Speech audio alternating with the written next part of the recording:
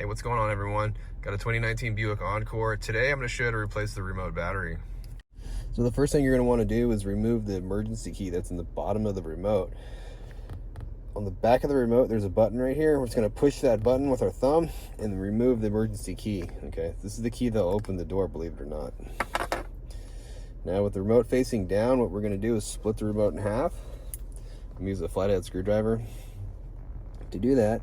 And what we're going to go do is we're going to stick the screwdriver kind of in this slot where the emergency key goes. We're not going to stick it all the way in here like this. We're just going to stick the very tip of it in here, just enough to pry open the remote, okay? You don't have to go very far, very deep. Then we'll go ahead and take this. So the battery's held into the back cover, okay?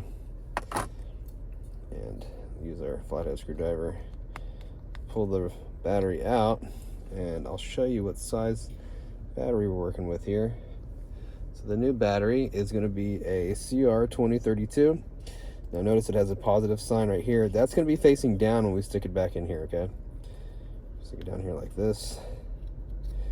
Click it right in there. If you need one of these batteries, check the description box. There's a link there. It takes you to Amazon. Where you get a new battery if you don't have one already for like $1. We're going to get the two halves and just push them together now. I'm going to start at the top, work my way down, get my emergency key, push it in here. If it goes in like that, we're all done. Hope the video was helpful, and it was. Appreciate it. Like, subscribe, throw me a comment.